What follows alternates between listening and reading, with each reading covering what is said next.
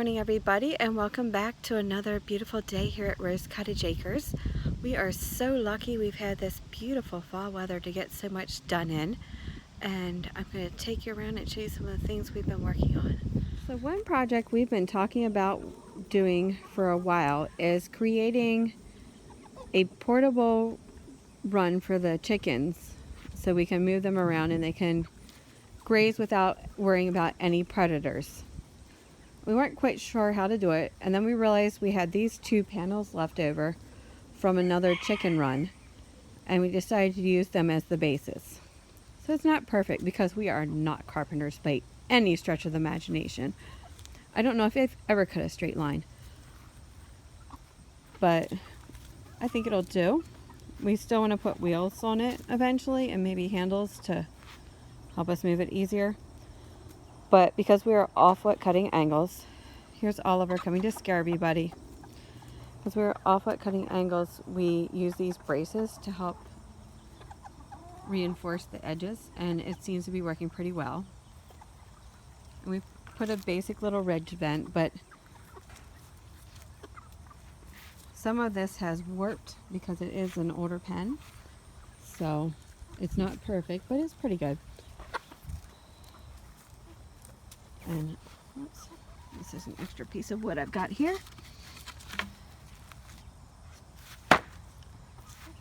And we've got the front door has double latches. And we've got a handle on the side we want to use the most. And I was really thinking this would be perfect for the chickens, but I don't know, it may end up being a quail coop eventually. Bless you, Oliver. Because they look pretty much wall to wall here, don't you ladies? We just want to get them used to it today. And they're liking it pretty good, aren't you ladies? Just not a ton of room, so you really would have to move it like every half hour if I used it for this quantity of hens.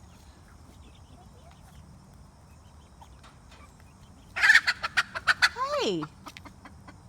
My goodness! Every once in a while Matilda scares herself, and that's what that was. There was no one near her at all. And she just panicked and carried on and ran and hid from nobody. So I think we're about done. They're kind of at the door. I think they want to go back in. This was a good first test run. They spent a good 10 minutes in there pecking at things. Hopefully they'll start to realize that this is a really cool thing to get to do, and they'll run out as soon as I put it in place and hop in. Took a long time to get them in it today because they were very, very cautious. All right, guys, you ready to go back? Here we go.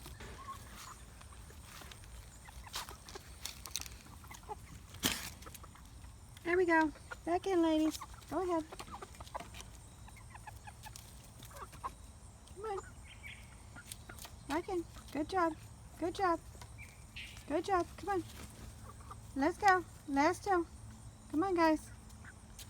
Back in. Let's go. No, stay there. You're already in. Come on, last hand. Charity. Come on. Go, Charity.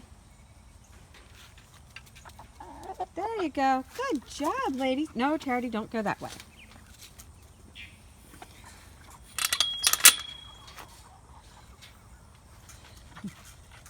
Oh, the babies are over there scratching. I've got 4 more babies that will go with these ladies eventually. But they're a little young, so they're in the auxiliary pen over here. Just getting used to each other so we don't fight when we all get introduced into the same chicken coop. And this is the best way I found to introduce new chicks to older chicks or an older flock. They see each other every day. They're right there, and they can't peck each other, so they're safe. But they just get so used to them being there that when they come out, they don't really bother them at all. I keep seeing everyone online harvesting, and these guys are still green, and I'm leaving them on here as long as I can.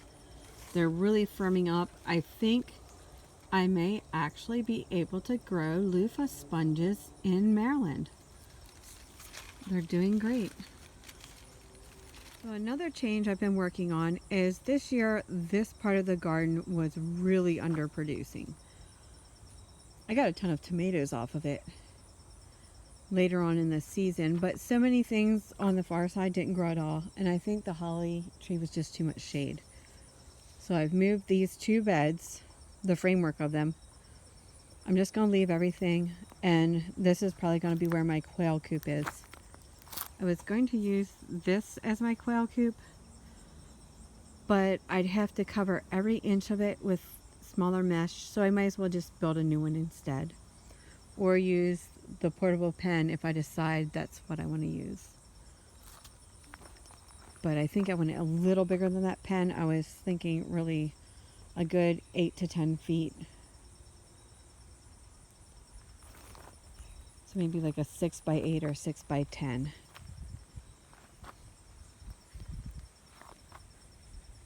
But I'm going to leave all this stuff because I can build it around it and they'll enjoy nibbling at it, and the kale should stay. Now these two are a lot more productive. My mustards and my escarole and all are doing well.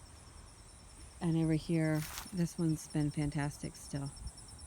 I also moved this back one because it really, everything survived, but the fig tree I had in there, it had good roots, but it was just about as tall as that cabbage. And I bought this fig and this fig in the same set of 3, and they are huge compared to it. So I decided I'd move that little bed as well. And I've got cardboard I'm putting down. I'm going to mulch everything really heavily and probably just put my bench there, which is right here right now, and maybe utilize some of this space, which is in full sun and a really good growing space instead. Right now, I've got a whole bunch of volunteer bachelor buttons in here. And then my celery is going to seed, so I'll be able to harvest at least celery seed. It's been really bitter when we had that week of drought. It really got very bitter. It's really amazing when you think about it. I have so many things still growing. And we have baby squash trying to form back there. Peppers, tomatoes, all these summer crops, cucamelons, and it is the end of October.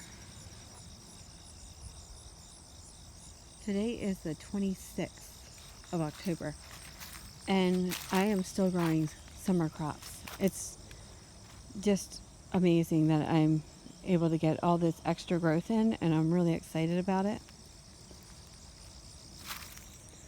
It's also helped with my kohlrabi and things like that I had to seed a second time because it was so hot earlier. So that's all coming up really well. And then my beets are finally coming up. I didn't think they were ever going to come up. They finally decided to seed. A little bit of lettuce still, not much here. This was definitely, I don't know if my lettuce seed was old or it just didn't like how hot it got that week, but my lettuce has definitely failed. Now over here is my garlic, and I don't know, it's a little sporadic. I see 5 have popped up, but I planted a lot more than that. Oh, there's a 6th one. They're just being slow to come up. You'll see dandelions in my garden a lot. I do not pull dandelions. I consider them part of my food. If I don't eat them, I give them to the chickens. They have tons of vitamins in them. And in the early spring, I'll often have dandelion greens for breakfast. The greenhouse is still coming along very nicely. Obviously, I overseeded. I don't worry about that. because everything grows slowly and you can always pull one or two plants as they get a little bigger to give to the chickens just as they're really starting to feel the winter, and it really perks them up a lot. Winter potatoes have grown another couple inches. They're still doing well. This had sunk about 50%. It was really low. All the compost really composted away all summer. So I chopped this bed off and I planted these delicate little, I think they're called Attila strawberries. So they're kind of closer to a wild strawberry, and they're very small, sweet fruits. And I grew these from seed last year, and I've been looking for a permanent home, so this is going to be it. And this is one of the raised beds I moved.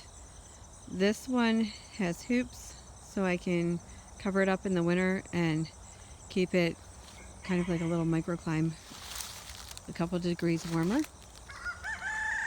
I did transplant some very sad broccoli and cabbage babies into it, and then I'll add some more topsoil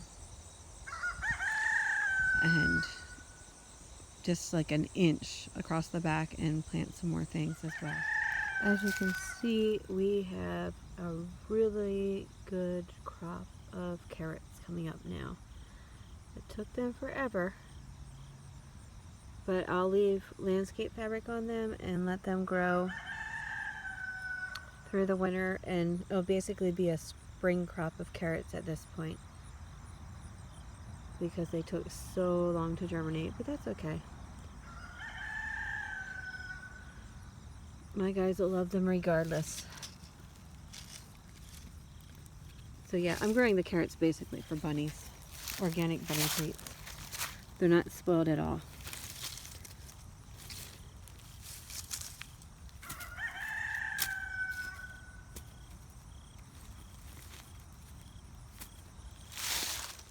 So she runs away a little bit when she's out in the yard, so she has to stay in the fenced area, but Papi is such a faithful friend.